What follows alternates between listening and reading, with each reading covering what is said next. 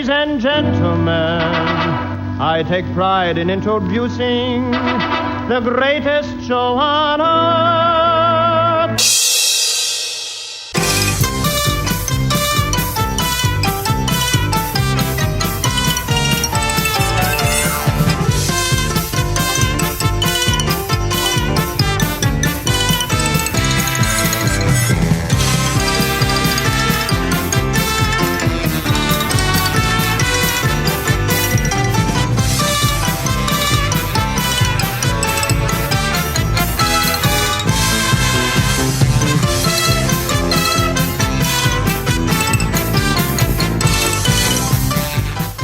Welcome to the Uncle Floyd podcast. My name is Scott Gordon. Uncle Floyd Vivino and I join up for this podcast to discuss our time with the Uncle Floyd Show, music, theater, nightclubs, carnivals, circus, amusement parks, burlesque, and all things showbiz from our combined industry experience of over 120 years through the past 7 decades. We also answer questions that are emailed to ufpodcast@sge-inc.com. You will find that address and a link to support this podcast in the episode description. Join Uncle Floyd and me, Scott Gordon, now for this episode of the Uncle Floyd Podcast. All right, here we go with podcast number 4. And what is the theme? What is the theme of the podcast? Theme of the podcast is people want to know. Okay, good. Let's People go. want to know what's going on. All right. All right, so I got a question here from somebody. Are we on right now? We're on right now. We're Oh, doing why it. don't you tell me? I didn't know. I said here we go with podcast number 4. Okay, here we go. All right. From Guy Hartso sends a note. He says, I'm trying to reconcile a memory that I've attributed to the Uncle Floyd Show for almost 45 years, probably between 1979 and 1981. Okay. The show was on my UHF dial around dinner time, 6-ish. My mom hated it, except for the ragtime piano. The skit involved a weather report with a poster of Farrah Fawcett or Cheryl Tiegs as the country, and the forecast was something like cold in the highlands or mountainous regions, and warmer weather in the south as the pointer moved south. Muggsy bit. Go ahead. I recall Charlie Stoddard as the weatherman, but it could have been Scott Gordon or Skip Rooney. Am I delusional? Regardless. No, it was Muggsy. It was Muggsy. Thank Okay, you for the ahead. great Move to the memories next thing. of another time and place you bring with the podcast. Great. And yes, it was Muggsy who did that. And do you remember the name of the weather forecaster he did? Alan Castor Oil. Alan Castor Oil, a takeoff on Alan Casper, who actually watched the show and was a weatherman on CBS at the time. Yeah. Okay, we got another question here. Go ahead. From Matthew Vigorita. Where exactly in Pompton Lakes was the early Uncle Floyd show taped? 7th Fur Court.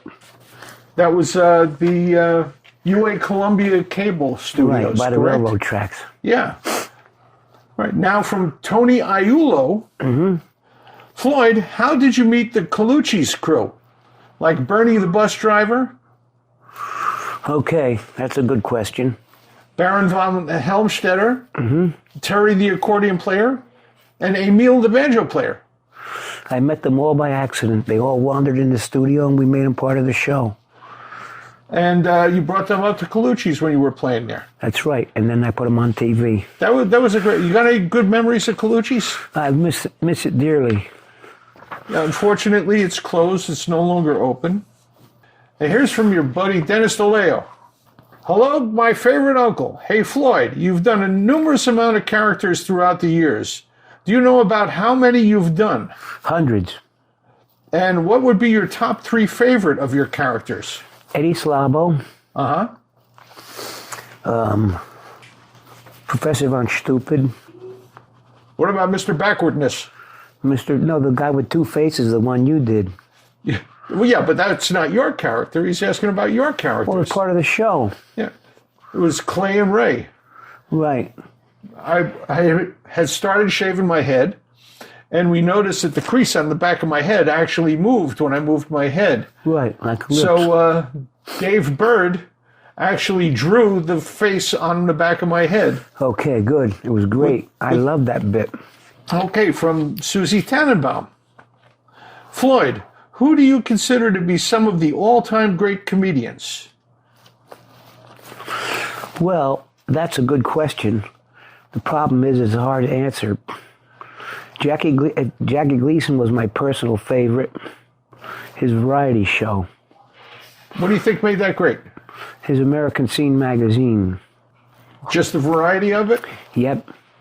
Dun, dun, dun, dun, dun, dun, with Frank Fontaine and Joe the Bartender. Crazy Joe, Guggenheim. right. Hey, Joe. Hey, Mr. Danny. From Sharon Zarrow. Okay. Which was your favorite character to perform? Can do. You love doing Can Do. Well, I loved them all. They were my people. A lot of people don't understand the characters that we did were either people we knew or people who lived inside of us. Right, like all comedy.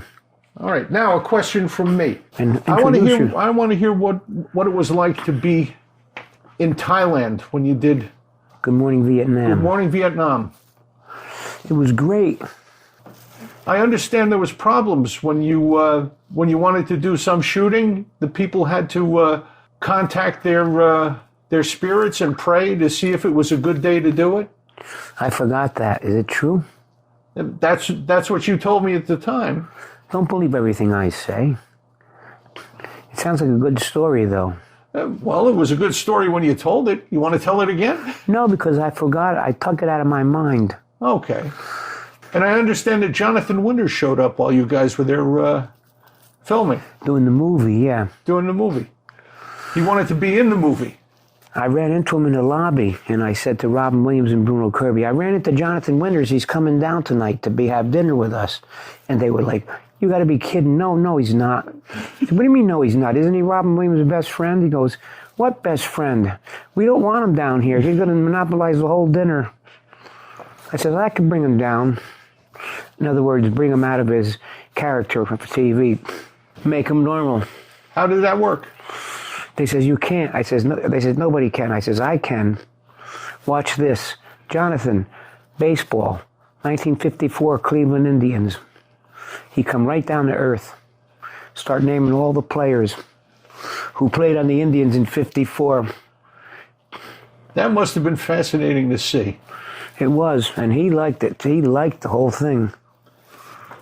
Yeah. How many movies did you do in all? I know a few of them myself. I think I'm in 11 by the movie base, whatever that's called.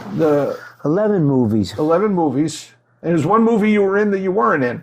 That was One Trick Pony, the Paul Simon movie. Just the sign is left, Uncle Floyd's restaurant. It's in the background where Paul Simon is playing on the stage. Right. What do you remember most about doing live shows? Oh, Scott, you know there's a book and a half there. Well, just one of the most memorable moments. Was having Bowie in the audience. Having Bowie in the audience. People have seen the picture. The picture's up online of him sitting in the audience wearing the Uncle Floyd Show button. Really? I didn't even know that. Yeah. I'll have to print a copy of that picture out and show it to you. Oh, I want to see it. Who took it, Bob Leaf? I don't think... Bob Leaf must have taken it, but there was also a couple more that were taken by Fred Velez, who was like the next table over. Well, Velez won't give us a hard time to use it in the book, but Leaf would want big money for it. What else you want to tell the people today about doing the old Uncle Floyd Show? Some of the other work you've done. Showbiz is my life. And a lot of people don't understand that about entertainers. If you're a true entertainer... We're married to our profession. You got to do it. You have to do it. It cost me 3 marriages. Wow. Yeah, well, you know that. That's because you travel around. You know, you're never home. I have a lot of relatives who won't talk to me anymore because of the fact that I'm never there for the holidays. They don't seem to understand that the holidays are the days when entertainers work. When everyone else is off, that's when they want the entertainment. That's right. All right? Okay. Nobody's going to go on a Saturday night to work in a factory if the factory's closed down. the factory's closed on a holiday, you go out and you go to a show. So is there anything else you want to say this week on the podcast? Thank you for your support, everybody, and especially when I was in the hospital. And all the good wishes and prayers, they came through. And people send cards. People send you cards all the time. Oh, yeah. And they come and watch This Was the Uncle Floyd Show every Tuesday night at 8. You put that together, and you do a great job with that. You mix it up good. We show that on stage every week at 8, every Tuesday at 8. And people come, they watch, they remember the old show, they laugh, they ask questions, and I answer them for them. Okay. And if you want to send questions to the podcast, all you have to do is email it to ufpodcast@sge-inc.com. That's ufpodcast@sge-inc.com.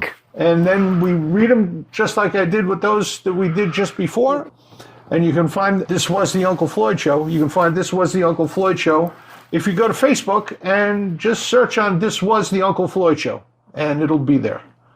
And tell your friends about this podcast, and tell your friends about This Was the Uncle Floyd Show. They always asked about doing it, and now we're doing it. That's right. So tell everybody. And we'll see you again next time. Next time, we'll see you for podcast number 5. This has been podcast number 4. Tuesday at 8, we have a date. Tuesday at 8, we have a date for This Was the Uncle Floyd Show. And keep your eye on the podcast subscription, and you'll know when the next one of these comes up. They'll let you know. And if you want to tell your friends how to get here, just tell them to go to unclefloyd.podbean.com. That's podbean.com. And if you want to send us an email with a question, just send it to ufpodcast@sge-inc.com. And it gets right to me, and I bring it over here, read to Floyd. We answer your questions about the show or anything about show business. Any part of show business, we'll be glad to answer. Very good. All right. So, see everybody next time. At Tuesday, we have a date. This program was produced in the studios of Scott Gordon Enterprises, Incorporated in Paramus, New Jersey.